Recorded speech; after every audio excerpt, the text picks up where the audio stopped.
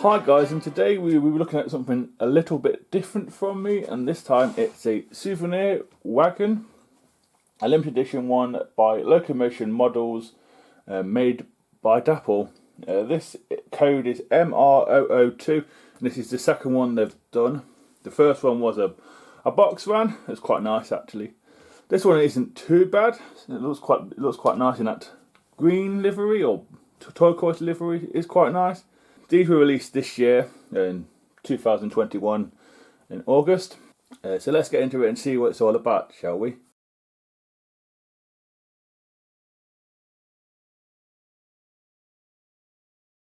Starting off at the front of the wagon. The front of the wagon is all plastic, really. The whole wagon is plastic. Most of it is all one piece moulded by the looks of it. We do have a Dapol style coupling.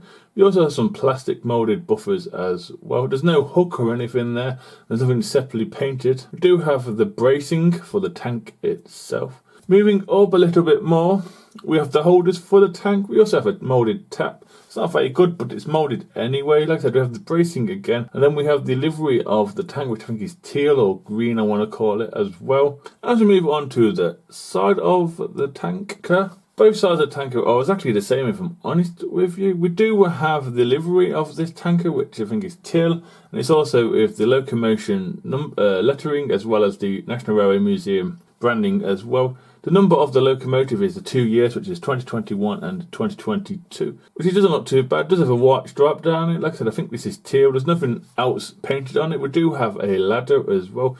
The tank itself does look to be separately applied, and there's an air gap there as well. The string or the supports holding it are separately applied by the looks of it. Moving down to the running board of this tanker. A lot of it on here is moulded. The handbrake is moulded. The support beams is moulded, but we do have freehold wheels as well. They are metal.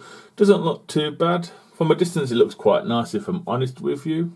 As we do an aerial view of the tanker this time, as you can see the support beams for the tanker itself. You can also see a platform and a ladder, which just clip into place. They are separately applied by the looks of it. I do believe the cylinder or the tanker itself is in three parts. So you've got the centre bit and the two ends. They look to be separately applied together. There's a few gaps there, so I'm guessing that's the way it is. We also can see some little taps or little bows at the end of the tanker as well. There's not much to talk about up here, if I'm honest with you. And finally, as we do underneath a look at the tanker and the chassis itself, we do have the Dapol style couplings, but at least they are NAM ones, which is always great. They're at either ends as well. You can see it's a 6-wheeled tanker. There's not much play in these wheels, if I'm honest with you. That has a good thing or bad thing. Not much play at all. A little bit there, not much there. Which is they are there. It should do first radius. I'm not too sure. Definitely second. And you can see some other details under. There's a screw to take if you want to take it apart to respray it or whatever. That is there. There's no brake ring because that's already moulded on the chassis itself on the outside.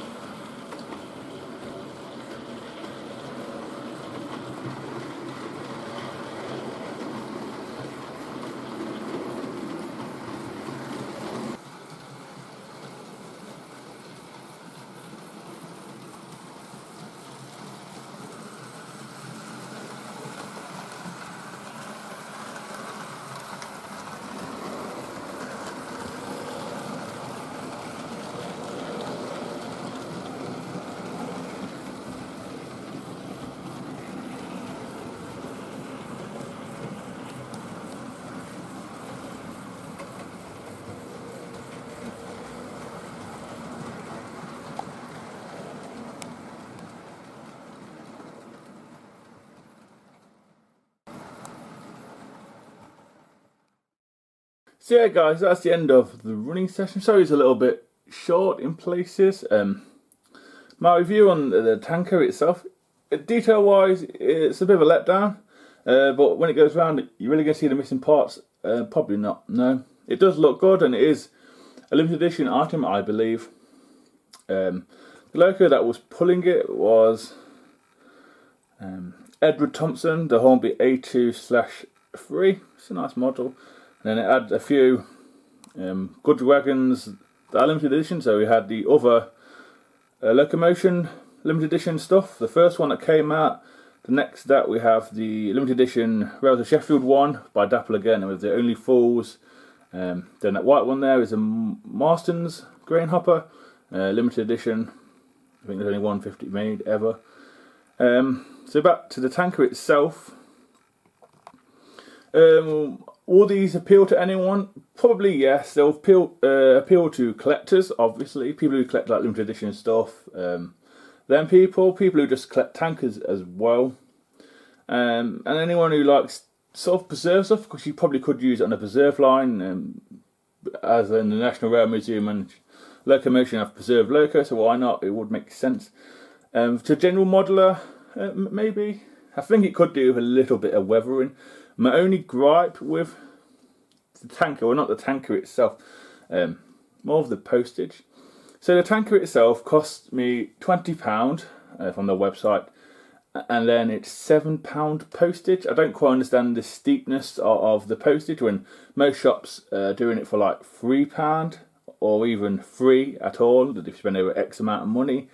That's my only gripe with it, is the postage was £7, which I think is a little bit of a joke.